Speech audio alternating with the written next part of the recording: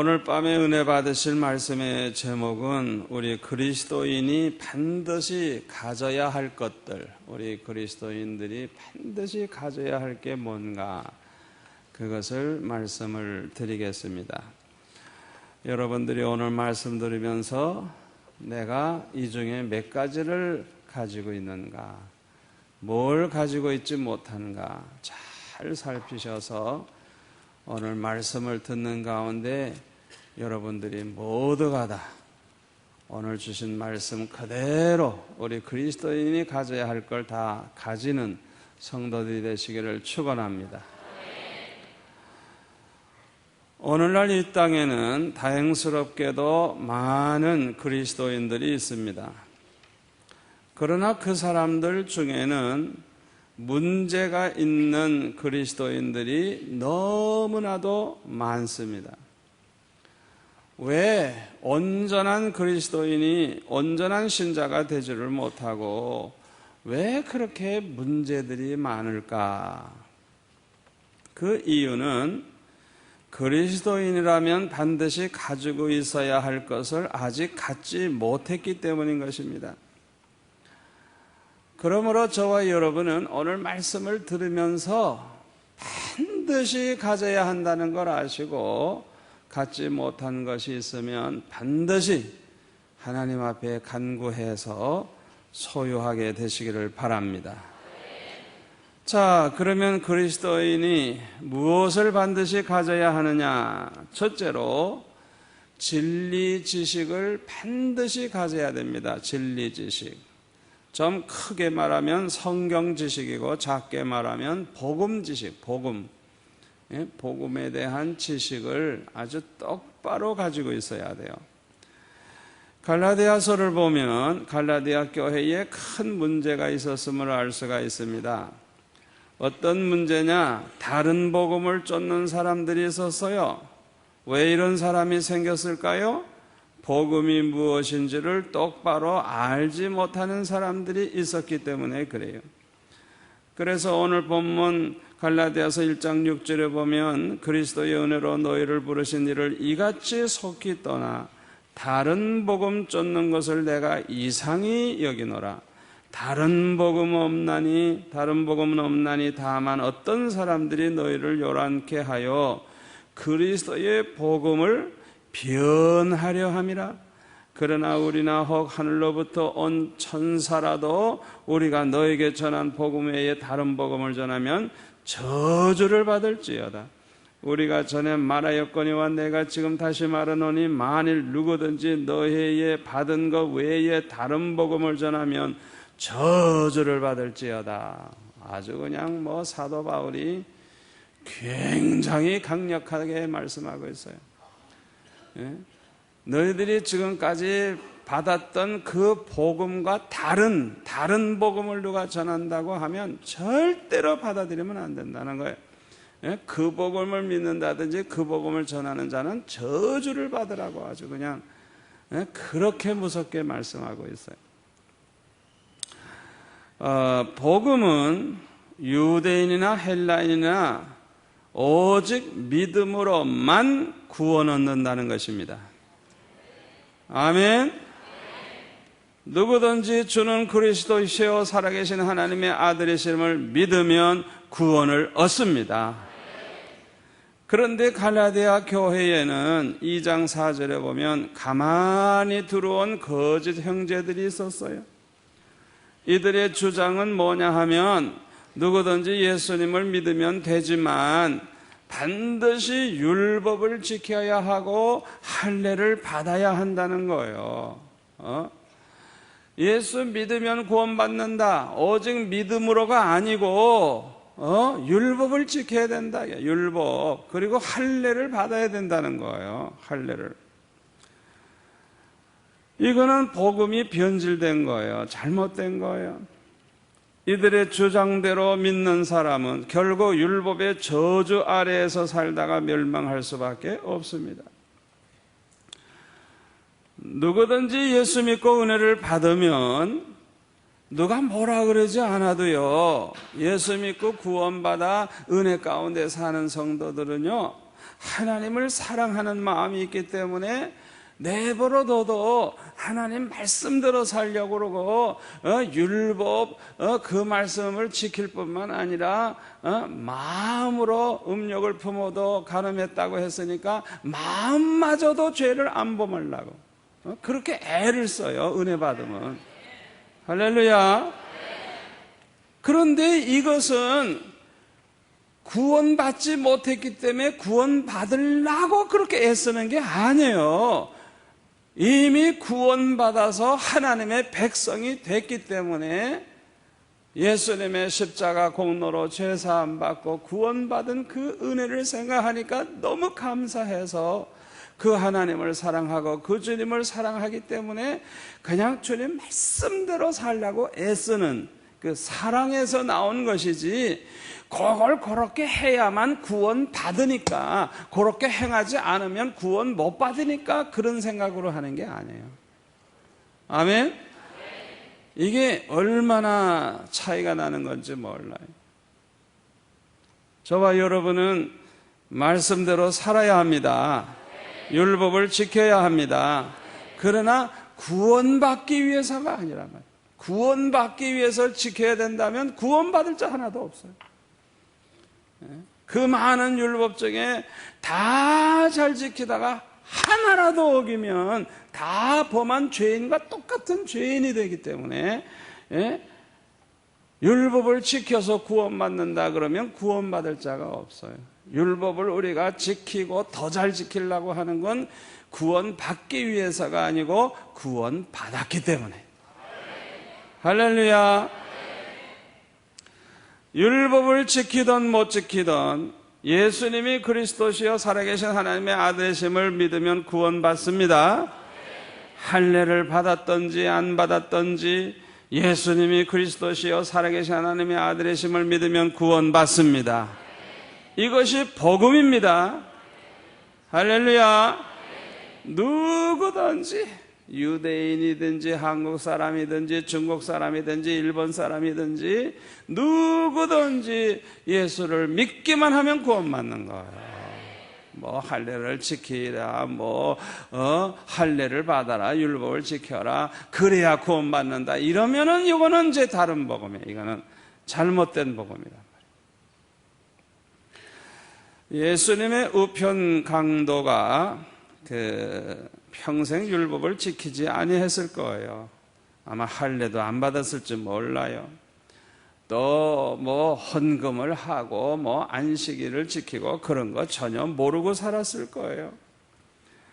그러나 십자가에 못 박혀서 죽을 때 자기 죄값으로 당연히 죽을 죄값으로 이제 사형을 받는 그 사람이 그 십자가 위에 있을 때 6시간 동안인가 그렇지만은 그때 가만히 보니까 예수님이 그리스도시요 예수님이 메시아요 살아계신 하나님의 아들이시는 것을 그가 알게 되고 믿게 됐어요. 그래서 그는 염치불고하고 나를 좀 기억해 주세요 하고 부탁했어요. 그런데 예수님이 대답하시기를 오늘 너는 나와 함께 낙원에 있으리라. 할렐루야. 자 보세요. 평생 강도질만 했어요. 얼마나 많은 사람 죽이고 얼마나 많은 사람 재산 뺏고 얼마나 더러운 짓을 많이 했겠어요. 그럼에도 불구하고 예수님을 그렇게 알게 되고 예수님 앞에 그렇게 부탁을 할 때 구원을 받았으니 여러분 복음이 얼마나 좋은 거예요. 얼마나. 아멘. 누구든지 주의 이름을 부르면 구원받습니다. 누구든지 예수를 믿고 엎드리면 구원받습니다. 이 진리 지식을 가지고 있는 사람은 첫째, 구원의 확신을 가지게 돼요. 구원의 확신. 내가 부족하지만 난 구원 받았어. 아멘? 내 행실이 아직 부족하지만은 나는 예수님이 그리스도시요 살아계신 하나님의 아들이라는 걸 난 믿고 있기 때문에, 그게 믿어지기 때문에 난 구원 받았어 하는 이 구원의 확신을 가지고 살게 되는 거예요. 두 번째로는요, 이 진리 지식을 가지고 있는 사람은 아주 기쁨으로 신앙생활할 수가 있어요. 왜? 구원받은 확신이 있으니까. 나는 천국 갈 사람이라는 확신이 있으니까 신앙생활이 아주 즐거워지는 거예요. 즐거워져. 세 번째로, 이 진리 지식을 가지고 있는 사람은 항상 감사하면서 하나님의 은혜를 보답하려는 마음을 가지게 됩니다. 네 번째로는 주님을 사랑하는 마음으로 충성하게 됩니다. 아무쪼록 저와 여러분은 이 진리 지식을 아주 확실하게 가지고 언제나 승리하시기를 바랍니다. 두 번째로, 그리스도인이 반드시 가져야 할 것은 거듭난 믿음입니다. 거듭난 믿음. 요한복음 3장 한번 찾아보실까요? 145페이지 요한복음 3장을 찾아보시면 바리새인 중에 니고데모라고 하는 사람이 있었는데, 이 사람은 유대인의 관원이고 10절에 보니까 이스라엘의 선생이라고 그랬어요. 이 사람이 낮에 예수님 찾아오면 곤란하니까 한밤중에 예수님 찾아와 가지고 한다는 소리가, 2절에 보면 랍비요, 당신은 하나님께로서 오신 선생인 줄 우리는 아나이다. 이 니고데모는 예수님이 그리스도인 줄을 몰랐어요. 니고데모는 하나님을 믿는 사람이지만은 거듭난 믿음이 없었어요. 예수님이 누군지 모르는 사람이에요. 기껏해야 예수님을 랍비라고 해요. 랍비. 선생이라는 거예요. 선생. 그러니까 예수님을 선생이라고 아는 정도니 얼마나 한심해요. 그리스도라고 고백을 해야 되는데. 오늘날 교회에 다니는 사람들 중에도 이런 사람이 많습니다. 아무리 세상 공부를 많이 한 사람이라도 거듭난 믿음이 없는 사람은 예수님이 그리스도이심을 확신하지를 못해요. 그러나 베드로처럼 공부한 적이 없는 사람이라도 거듭난 믿음이 있으면 주는 그리스도시요 살아계신 하나님의 아들이십니다, 이렇게 알고 신앙 고백을 할 수가 있는 것입니다. 예수님이 뭐라 그러셨어요? 바요나 시몬아, 네가 복이 있도다. 이것을 내게 알게 하니는 혈육이 아니요 하늘에 계신 내 아버지시다. 이거는 거듭난 믿음을 가진 사람 아니면 이런 것은 전혀 알 수도 없고 믿을 수도 없는 거예요. 그러나 니고데모에게는 거듭난 믿음이 없었어요. 그래서 3절에 보면 예수님이 이렇게 말씀하십니다. 요한복음 3장 3절, 진실로 진실로 내게 이르노니 사람이 거듭나지 아니하면 하나님 나라를 볼 수가 없느니라. 니고데모가 말하기를 사람이 늙으면 어떻게 날 수 있었나이까? 두 번째 모태에 들어갔다가 날 수 있었나이까? 그러니까 예수님 말씀하시기를 진실로 진실로 내게 이르노니 사람이 물과 성령으로 나지 아니하면 하나님 나라에 들어갈 수가 없느니라. 육으로 난 것은 육이요 성령으로 난 것은 영이니, 내가 네게 거듭나야 하겠다 하는 말을 기이 여기지 말라. 바람이 임의로 불매 내가 그 소리를 들어도 어디서 오며 어디로 가는지 알지 못하나니 성령으로 난 사람은 다 이러하니라. 아멘. 아멘. 첫 번째는 어머니 뱃속에서 태어났어요. 우리 육신을 가지고. 그 다음에는 반드시 성령으로 거듭나는 두 번째 탄생, 그거를 반드시 해야 되는 거예요. 성령으로 말미암아 하나님의 자녀로 태어나야 돼요. 하나님의 자녀로. 이 하나님의 자녀가 된 사람들이 거듭난 믿음이 있는 거예요. 이 거듭난 믿음이 있는 사람들의 특징은요, 예수님이 그리스도이심을 믿어요. 그리고 거듭난 믿음이 있는 사람은 증거가 하나 있는데 그게 뭐냐? 반드시 회개를 해요. 회개. 할렐루야. 회개를 해요. 자기 자신이 얼마나 죄가 많고 허물이 많은가를 깨닫고 회개해요. 그래서 새 사람이 돼요. 이 거듭난 믿음이 있는지 없는지 뭘 보고 아느냐? 그 사람이 정말 진실로 회개를 하느냐 안 하느냐 그거 보면 아는 거예요. 그거 보는 거예요. 자, 천국은 반드시 회개해야만 들어가요. 그래서 회개하라, 천국이 가까웠느니라. 아멘. 회개하라, 천국이 가까웠느니라. 이 회개하는 사람은 거듭난 믿음이 있는 사람. 회개를 한 번이라도 해본 사람 손 들어봐요. 안 한 사람이 있나 하면 옆에 봐요. 누가 안 해봤나? 안 되는 사람은 뭐 볼펜을 이렇게 들고 있어. 팔이 아픈 모양. 세 번째로 그리스도인이 반드시 가져야 할 것은 하나님의 지혜입니다. 하나님의 지혜. 고린도전서 2장 6절을 찾아보실까요? 264페이지. 다 찾아보세요. 이 설명을 들으려면 본문을 좀 보고 들으면 좋겠어요.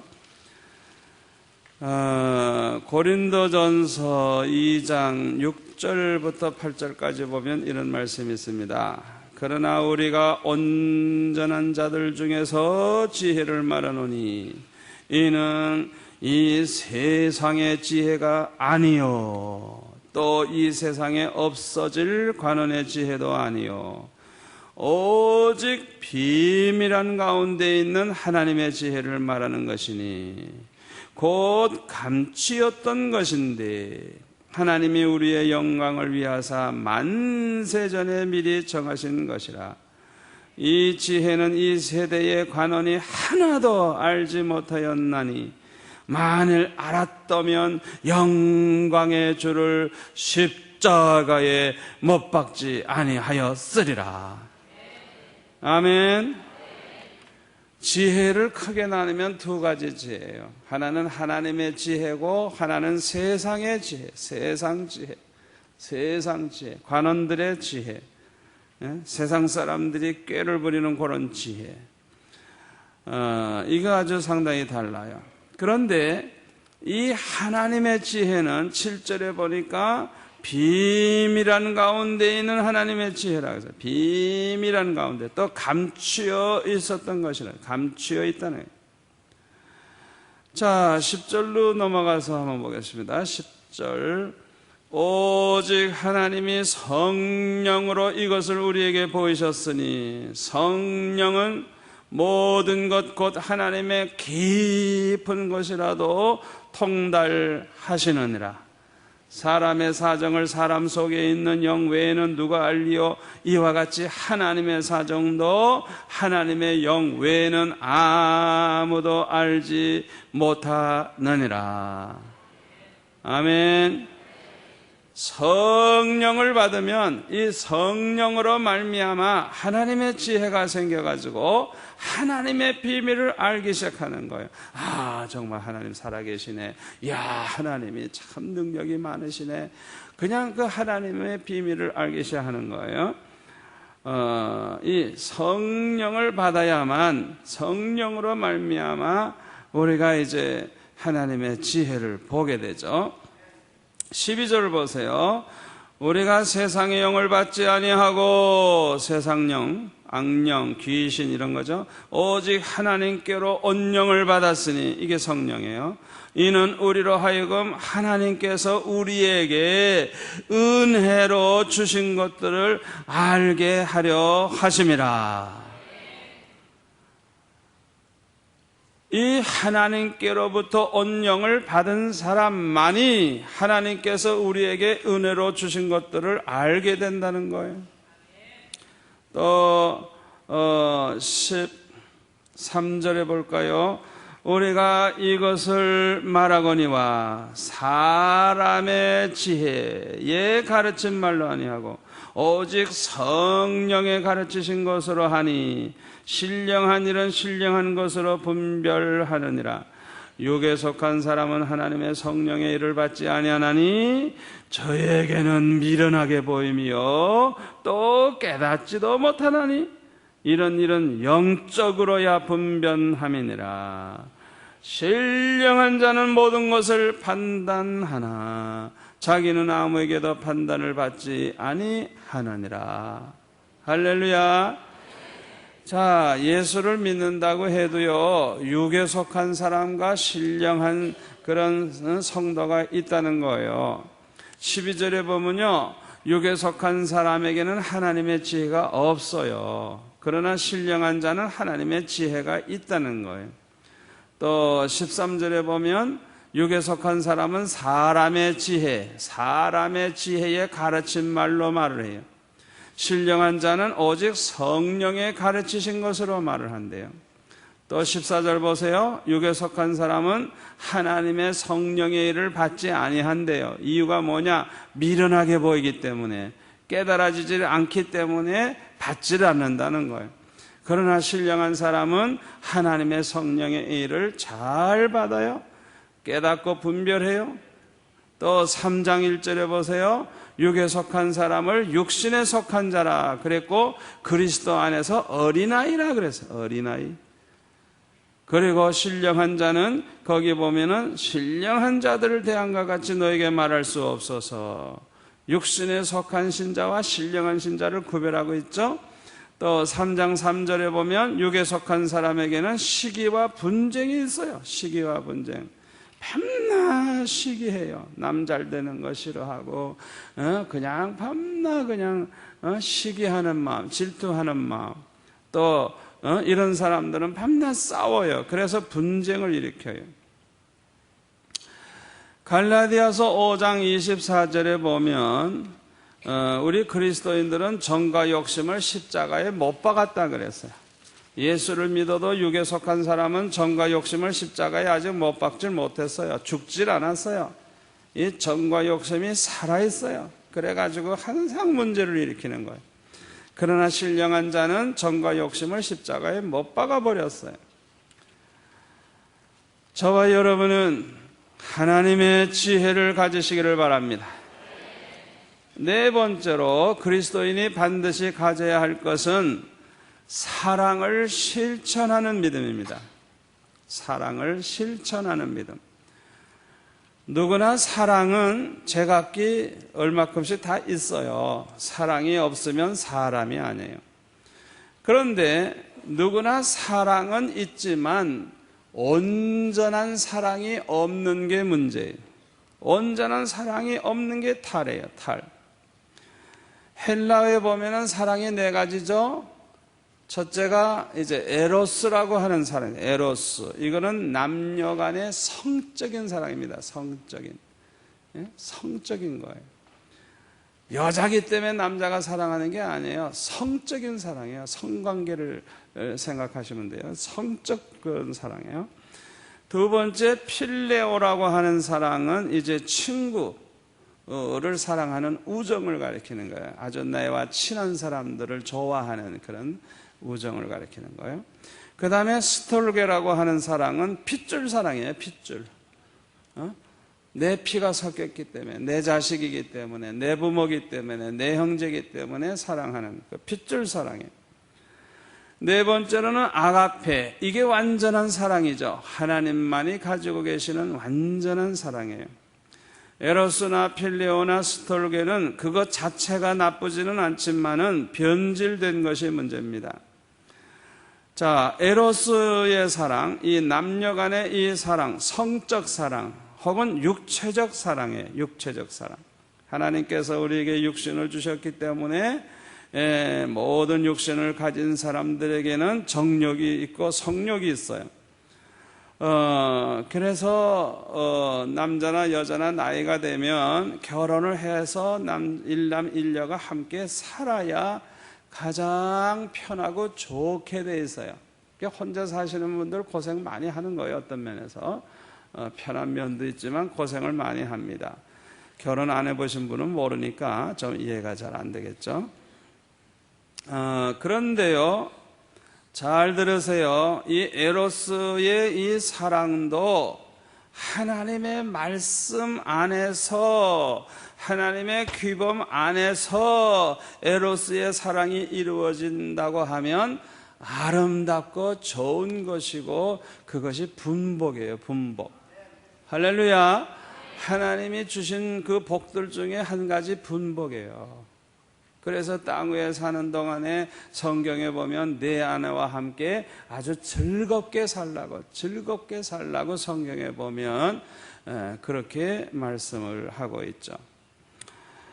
그러나 하나님의 말씀을 떠나게 되면, 하나님의 그 규범을 떠나서 제멋대로 에로스의 사랑을 하게 되면 이것은 불장난을 하는 것과 같아요. 그래가지고 타락을 하게 돼. 인간이 타락을 하고 아주 그냥 그 더러운 인간이 되고, 사회가 더러워지고 질서가 무너지고 그냥 비극이 와요. 비극이. 에로스의 사랑도 사랑이라고 말이죠. 그냥 유부남을 사랑한다든지 그러면 안 되죠. 유부녀를 사랑한다. 다 자기 짝이 있는데 그러면 안 되잖아요. 또 결혼도 하지도 않고 서로 책임도 안 지면서 남녀가 서로 눈이 맞아가지고 말이죠, 육체적 관계를 갖는, 이러면 이거는 그냥 불장난하는 거예요. 불장난. 이거는 아주 결국에는 망하는 거예요. 그러니까 이 에로스의 사랑은 하나님의 말씀, 규범 안에서 사는 이런 그리스도인 남녀가 결혼을 해서 살아갈 때 비로소 가장 축복이 되고 가장 행복하게 되는 거예요. 아멘. 그걸 하셔야 돼요. 또 결혼식 하기도 전에 또 재미 보려고 그러면 안 돼요. 왜냐하면 결혼식 직전에 깨지는 사람을 내가 너무 많이 봤어요. 그냥 꼭 결혼할 것 같이 얘기하는데 한 번 하룻밤을 여관에서 지나더니 변질이 돼, 변화해 버렸어. 그래가지고 완전히 아주 충격을 받는 경우도 있죠. 자, 필레오 사랑, 친구를 사랑하는 우정, 아주 이것도 좋은 거죠. 그러나 문제가 뭐냐 하면 친한 사람들끼리만 우정을 갖는 거. 이게 문제란 말이에요. 다시 말하면 끼리끼리 그 몇 사람만 그렇게 서로 좋아하는 거예요. 이렇게 되면 어떻게 되죠? 자연히 원수가 많아지고 이렇게 분당이 생기는 거예요. 여기도 끼리끼리, 저기도 끼리끼리. 그래가지고 싸울 때는 또 떼거리로 서로 싸우고, 친구를 위해서 뭐 의리 지킨다나 이러고 가서 이래가지고 그냥 엉망이 돼버리는 거예요. 특별히 교회 안에서는 끼리끼리 노는 것은 정말 안 좋아요. 아멘. 꼭 명심하세요. 어떤 사람은요, 몇 명이 그냥 어딜 가도 같이 가고 옷도 똑같이 맞춰 입고 그냥 그냥 교회 나와서도 그냥 그 팀이 그냥 여전도회를 그냥 막 주도권을 잡고 자기들끼리 회장, 부회장 너 해라. 지네들끼리 그냥 다 해먹고 다른 사람 다 바보로 만드는 거. 그래가지고 그냥 원수가 많아지고 그 사람들 때문에 교회가 그냥 완전히 그냥 마음 상하고 교회 떠나는 사람도 생기고 저런 인간들 꼴 보기 싫다 그러면서 교회를 안 나오는 사람이 생겨요. 그거 그렇게 끼리끼리만 이렇게 해 놀게 되면 아주 교회를 망치는 거예요. 이건 아주 사탄이 그들을 사용해요. 절대 끼리끼리 놀면 안 돼요. 스톨게의 사랑은 핏줄 사랑이라 해서 핏줄 사랑. 이 핏줄 사랑은 어떤 때는 아주 굉장하지만은 어떤 때는 또 잘 깨져요. 자기 새끼만 사랑해서는 안 되죠. 자기 식구만 사랑해서는 안 되죠. 이 스톨게, 이 핏줄 사랑이 너무 센 사람들 보면요, 시어머니가 뭐라 그러는 줄 알아요? 그 며느리가 시집와서 아들, 딸을 낳았는데도 아들, 딸 낳은 그 손주는 자기 새끼라고 그러고 며느리 보고 너는 남이래요. 그게 말이 돼요? 그게 말이 돼요? 자기가 안 낳았으니까. 그래가지고 그냥 며느리를 학대를 하는 거예요. 이거는 특히 예수 믿는 사람이 그런 짓을 하면요, 그거는 내가 볼 때는 예수 믿는 사람도 아니야. 교회에서는 권사로 아주 신앙이 좋은 것 같은데 집에 가면은 그냥 뭐 며느리를 갖다 달달 볶아. 그건 잘못된 거예요. 그래서 시어머니 노릇을 잘할 사람 아니면 아들 낳지 마세요. 아들 낳을 자격이 없어. 아들 낳으려면 정말 시어머니 노릇 잘해야 돼. 잘해야 돼. 아멘. 저는요, 우리 사위가 둘이나 있지만은 내 자식과 똑같이 생각이 되지 내 머릿속에는 조금 더 차이점을 생각 못해요. 내가 낳은 그 딸과 평생 한 몸이 돼서 사니까 이거는 그냥 뭐 내 새끼와 똑같이 생각이 되지 남의 새끼라고 생각이 되지 않아요. 그러니까 아예 처음부터 저는 그랬어요. 넌 사위가 아니고 내 아들이다. 아예 선언을 했어요. 그래가지고 그냥 편하게 이름을 부르고 편하게 얘기하고, 우리 딸 두 번째 아이를 낳았을 때 제가 전을 했어요. 야, 너 여자들이 애를 둘이나 낳으면 어떻게 되는 줄 알아? 제일 힘들어. 너무 힘들고 지쳐가지고 말이지 우울증에도 걸리고 고생해. 그러니까 너 잘해줘야 돼. 잘해줘야 된다고. 그랬더니 아버지 신랑 노릇하기 힘드네요.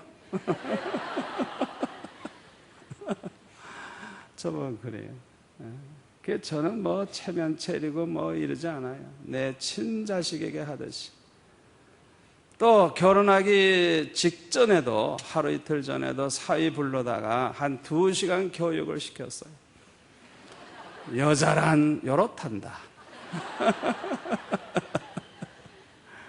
여자란 이런 건 좋아하지만 이런 건 정말 싫어한다. 절대로 너 그렇게 하면 안 된다. 그래가지고 제가 30몇 년 결혼 생활 경험을 아주 이렇게 종합을 해가지고 30몇 년 살아보니까 여자에 대해서 조금 알겠더라고요. 아직도 모르는 게 많아. 그래가지고 제가 그냥 결혼하기 직전에 그냥 한 2시간 교육시켰어요. 우리 딸에게는 하루에 2시간씩 사흘 동안을 나와 딸 둘이만 앉아가지고 남자란 하고 교육을 시켰어요. 그래서 시집가기 전에 30년 살아봐야 알 정보를 미리 다 가르쳐줬어요. 그러니까 얼마나 재밌게 잘 사는지, 얼마나 서로 좋아하는지. 그 교육은 내 자식이니까 시켰지 남에겐 못해요. 자, 자기 새끼만 사랑해서는 안 되죠. 자기 식구만 사랑하면 안 돼요. 핏줄 사랑도 이기심에 사로잡히면 그냥 한순간에 다 원수가 돼버립니다. 부자지간에도 원수가 되고 모자지간에도 원수가 돼가지고요, 아버지 돌아가신 다음에 그 유산 문제 이런 게 생기면요, 그냥 어머니하고 아들 사이에 그냥 재판이 걸려가지고 재산을 서로 많이 가지려고 원수가 돼버려요. 이야, 세상에 얼마나 무서운지. 그러니까 이 스톨게라고 하는 사랑, 이 핏줄 사랑 가지고서는 어떤 때는 어머니 같은 분들은 목숨을 걸고 자신을 살리려고 하는 그런 것도 있지만, 그러나 이기심이 딱 생기면 그때부터는 원수야. 자식이 원수고 다 원수야, 원수. 그러니까 이 스톨게의 사랑도 불완전하죠. 자, 마지막 완전한 사랑은 오직 아가페의 사랑입니다. 아가페의 사랑. 무조건 희생하는 사랑이에요. 무조건 내가 희생하는 거예요. 내가 그에게 주고 내가 그를 영화롭게 해주고 나는 희생하고, 그 다음에 이 아가페의 사랑은 선행적 사랑이에요. 선행적 사랑. 이게 뭐냐면 내가 먼저 행하는 거예요. 저쪽에서 나한테 뭐 안 가져왔어. 그런데 나는 그 집에 떡도 갖다 주고 뭐 먹을 것도 갖다 주고, 이렇게 내가 먼저 이게 중요해요. 내가 먼저 행해야 돼. 먼저 인사도 내가 먼저 하고, 아멘. 용서하는 것도 내가 먼저 용서하고, 그게 중요한 거예요. 그래서 이 아가페의 사랑이 너무너무 아름답고 좋은 거예요. 이것이 하나님의 사랑이요 완전한 사랑입니다. 그리스도인은 누구나 이 아가페의 사랑이 있어야 돼요. 아가페의 사랑. 이 아가페의 사랑이 있으면 신자고, 이 사랑이 없으면 신자가 아니에요. 390페이지 요한일서 3장 10절을 찾아보겠습니다. 390페이지 요한일서 3장 10절 찾으신 분은 같이 읽겠습니다. 이러므로 하나님의 자녀들과 마귀의 자녀들이 나타나나니 무릇 의를 행치 아니하는 자나 또는 그 형제를 사랑치 아니하는 자는 하나님께 속하지 아니하니라. 마귀에게 속한 자식이라는 거예요. 이 사람이 하나님의 자녀인지 마귀의 자녀인지 아는 방법을 여기서 가르쳐 주는 거예요. 저절로 알 수 있다. 저절로 나타난다는 거예요. 드러난다는 거예요. 이 사람이 정말 예수 믿고 구원받은 하나님의 자녀인지, 교회는 나오지만 아직도 마귀에게 속한 마귀의 자녀, 지옥에 갈 자인지 뭘 보고 아느냐? 여기 본문에 보니까 무릇 의를 행치 아니하는 자나 형제를 사랑하지 않는, 여기 사랑은 아가페 사랑이에요. 사랑치 아니하는 자는 하나님께 속한 자가 아니에요. 반대로 말하면 마귀에게 속한 마귀의 자녀예요. 그걸 알아야 돼요.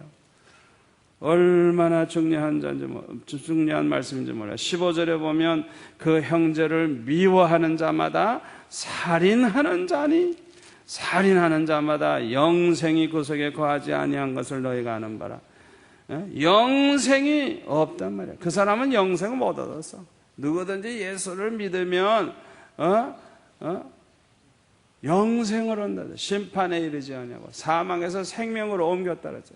그러니까 진짜 믿는 사람이 아니에요. 영생이 거하지 아니하니까. 그러니까 하나님의 자녀가 아니라고요. 이거 얼마나 중요한 말씀인지 몰라요. 우리가 부족해도 그래도 아가페의 사랑을 가져야 됩니다. 이 아가페의 사랑이 있어야 하나님의 자녀, 하나님의 자녀. 요한복음 13장 34절.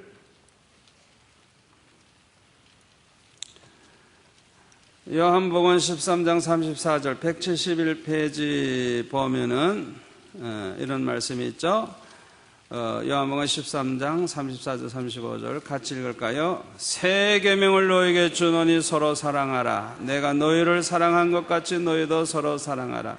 너희가 서로 사랑하면 이로써 모든 사람이 너희가 내 제자인 줄 알리라. 할렐루야. 우리 예수 믿는 사람들이 서로 사랑해. 참 세상에서 볼 수 없어. 그런데 어떻게 그렇게 교회 다니는 사람들이 사랑을 하는지, 그걸 보면 저 사람들은 그리스도인이야, 저 사람들은 하나님의 자녀야, 그게 저절로 증명이 되는 거야. 증명. 할렐루야. 얼마나 중요한 말씀인지 몰라요. 특히 아가페의 이 사랑을 실천하는 믿음을 가져야 돼요. 이 실천하는 믿음, 행함 있는 믿음은 산 믿음이고 행함이 없는 믿음은 죽은 믿음이라고 그 야고보서에 말씀하고 있죠. 행함 없는 믿음은 죽은 믿음이기 때문에 하나님을 기쁘시게 할 수가 없어요. 예수 믿는다고 하면서도 믿는 자다운 행실이 없어요. 그러면 세상에 빛이 될 수가 없어요. 그래서 우리는 행함 있는 믿음, 아가페 사랑을 실천하는 믿음을 가져야 돼. 실천하는 믿음. 이 요한일서 3장 16절에 보면은 이런 말씀이 나오죠. 그가 우리를 위하여 목숨을 버리셨으니 우리가 이로써 사랑을 알고 우리도 형제들을 위하여 목숨을 버리는 것이 마땅하니라. 누가 이 세상 재물을 가지고 형제의 궁핍함을 보고도 도와줄 마음을 막으면 하나님의 사랑이 어찌 그 속에 거할까 보냐. 자녀들아, 우리가 말과 혀로만 사랑하지 말고 오직 행함과 진실함으로 하자. 할렐루야. 행함이 있어야 돼. 행함이. 사랑은 실천이 있어야 돼. 아무리 작은 것이라도 실천이 있어야 돼. 실적으로 도와줘야 돼. 실제적으로 나눠줘야 돼. 말로만 사랑하지 말라는 거예요. 오고 가는 게, 주고받는 게 있어야 돼. 서로. 할렐루야. 여러분, 이 주고받는 사랑이 왜 중요한 줄 알아요? 자, 예를 들어 봅시다. 얼마나 이 주고받는 사랑이 우리를 행복하게 해주는가 예를 든다고 하면, 자 보세요. 두 사람이 이렇게 있는데 두 사람에게 똑같이 밥 한 그릇을 줬어요. 그래서 이제 내 건 내가 먹고 자기는 자기 거 먹고 그냥 먹었다면 그냥 끝나는 거예요. 그런데요, 자 보세요. 똑같이 한 그릇씩 밥을 자기 걸 가지고 있지만 내가 푹 퍼서 상대편을 먹여줘요. 그리고 이쪽 사람은 푹 퍼서 또 날 먹여줘요. 그래서 두 그릇을 다 비웠어요. 차이점은 뭐예요? 결국은 자기 거 먹은 거와 같지만은 먹는 방식에 있어서 이 사랑을 행한 거예요. 사랑을. 그러니까 여기에는 기쁨이 있고 아주 놀라운 여기에는 행복이 여기에선 생겨나는 거예요. 그러니까 내 것은 내가 챙기고 네 건 네가 알아서 하고, 식당에 가서 대접을 해도 네 건 네가 내고 내 건 내가 내고, 이런 식으로 그냥 언제나 살면 어떻게 보면 편하지만 이 사랑의 교제는 이루어지지 않는 거예요. 아멘. 저는 어떤 마음으로 사느냐 하면, 목사님들 만난다든지 어디 이제 바깥에서 식사할 기회가 있다든지 그러면 의뢰이 나는 대접할 마음을 가져요. 의뢰이 대접할 마음을 가져요. 그러니까 어디 가서 뭘 먹든지 내가 다 지불할 생각을 해요. 언제나. 그런데 그 사람들이 그렇게 얻어먹고 가만히 있어요? 가만히 안 있어요. 그러니까 그 사람들이 기회만 있으면 날 또 대접하려고 그래요. 그런데 대접할 줄도 모르고 받는 것도 귀찮아하고 그냥 내 건 내나 먹고 남은 남이고 그렇게 살아보세요. 그러면 이 사랑의 교제도 이루어지지 않고 좋은 친구도 생길 수가 없는 거예요. 그러나 언제나 뭔가 주려고 그러고, 돈 몇 푼이라도 좀 이렇게 챙겼다가 좀 이렇게 주려고 그러고, 항상 대접하려고 그렇게 살면요, 어딜 가든지 대접을 잘 받는 거예요. 얼마나 행복하고 좋은지 몰라요. 아멘. 여러분, 교회 안에서 꼭 그렇게 사세요.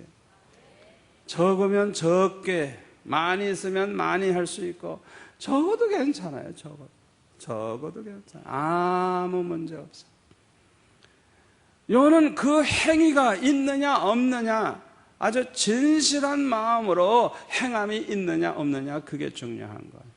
말과 혀로만 사랑하면 안 되는 거예요. 아멘.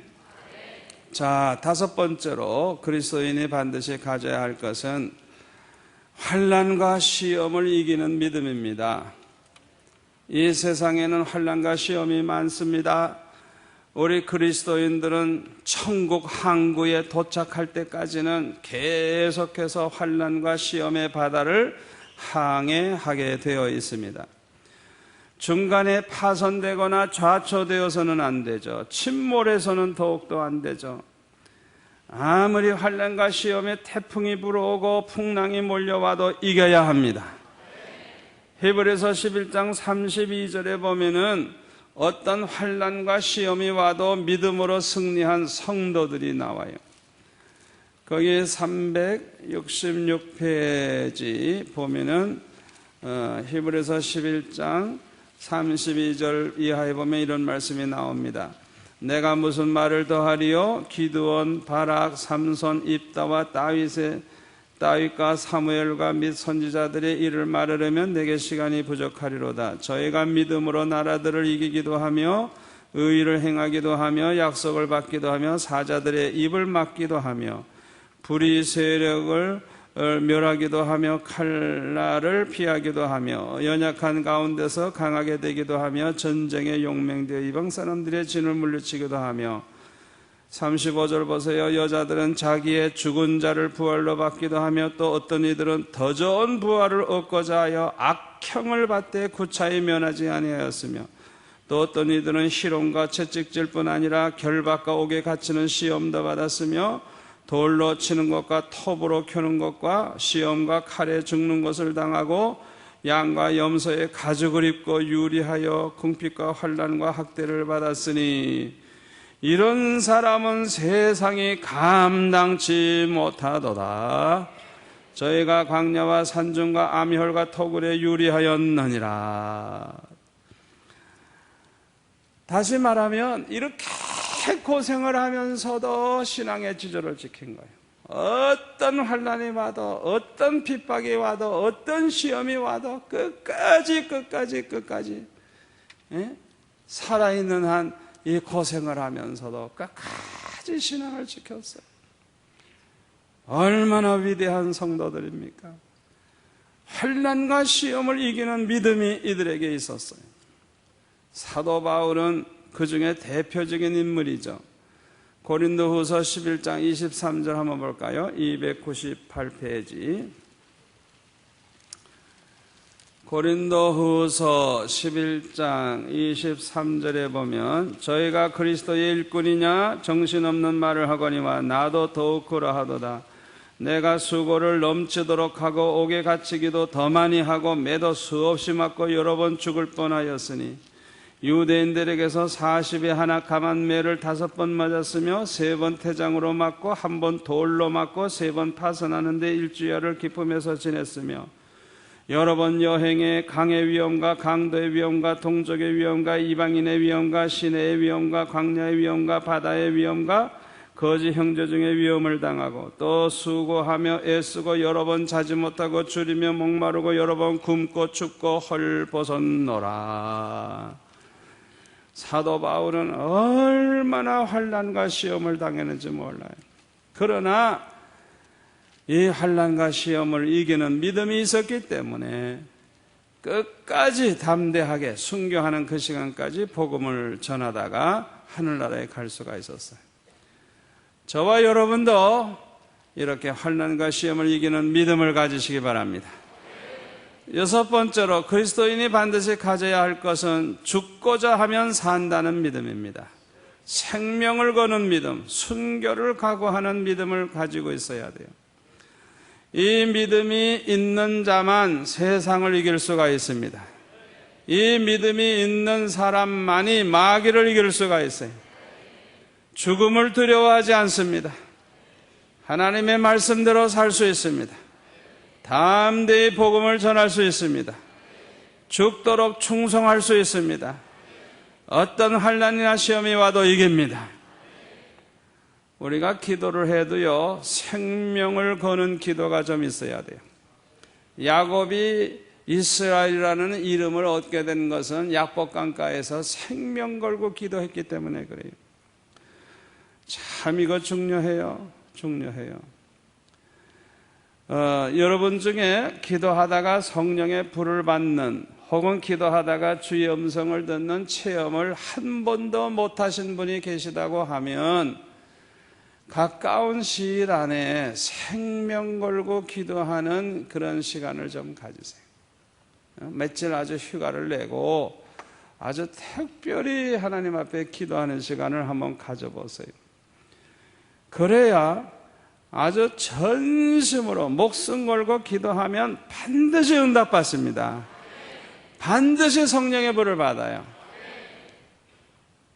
할렐루야. 꼭 믿으시기를 바랍니다. 얼마나 중요한지 몰라요.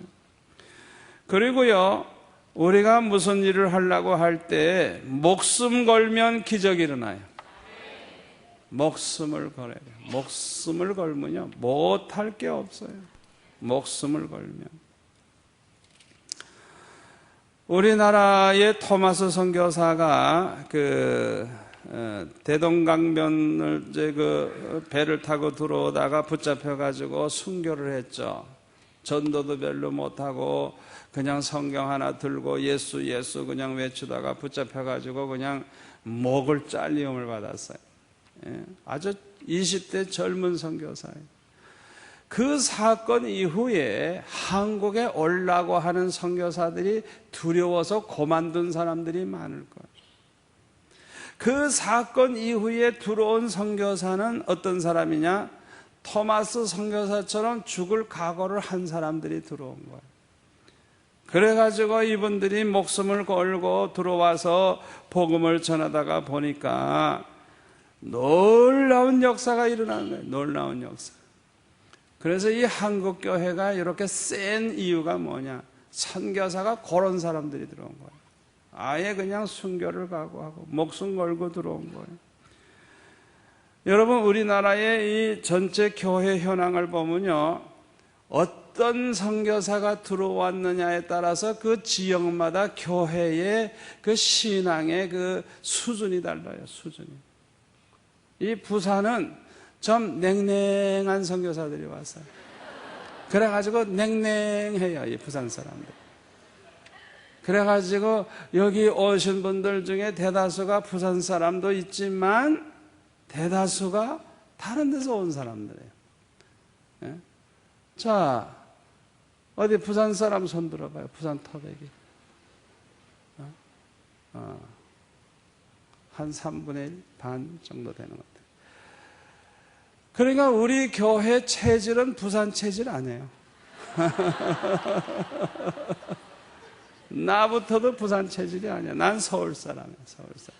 나는 자라날 때부터 핍박을 받았어.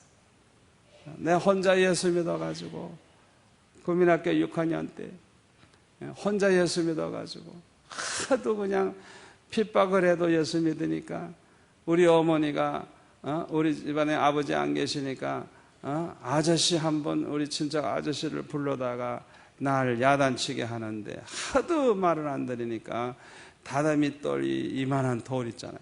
그걸 이렇게 들어가지고 그냥 내려치려고 하더라고요. 이놈의 자식 죽여버린다.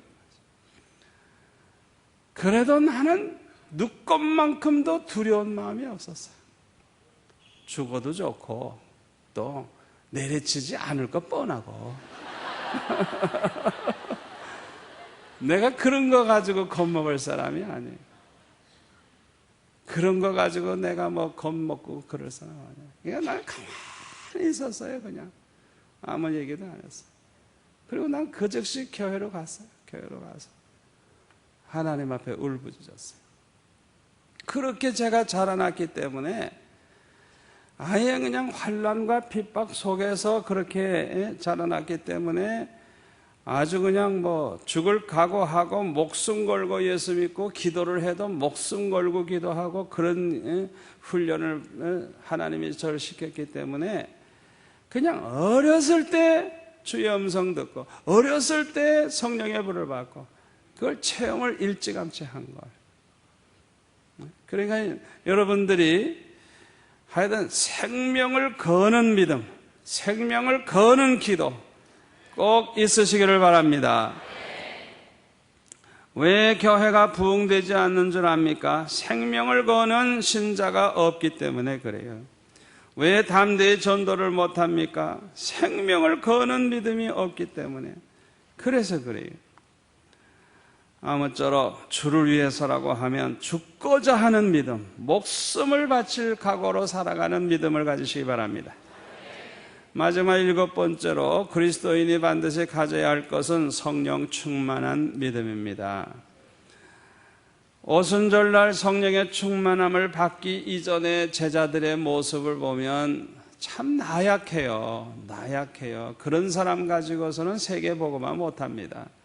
그런데 성령 충만함을 받은 다음에는 모든 문제가 다 해결되고 어떤 문제도 극복하고 어떤 문제도 이기고 아주 힘차게 복음이 전파되는 걸 볼 수가 있어요. 교회는 사랑으로 넘치고 네 것 내 것 없이 다 함께 나누고 그냥 얼마나 아름다운 모습으로 사는지 그냥 칭찬을 듣고 구원받는 자가 점점 많아지고 그들이 다 능력받아서 나가서 전파할 때 막 기적이 일어나고 이 성령 충만한 믿음을 가지면 우리가 이 세상을 이기고 어떤 문제도 해결하고 승리할 줄로 믿습니다. 오늘 주신 말씀 생각하면서 우리 기도합시다. 아버지, 나에게 이게 아직 부족합니다. 요런 게 부족한데 아버지 이것도 나에게 주셔야 되겠습니다. 우리 한 2, 3분 기도하겠어요. 두 손 들고 주여 한번 외치고 기도합니다. 주여!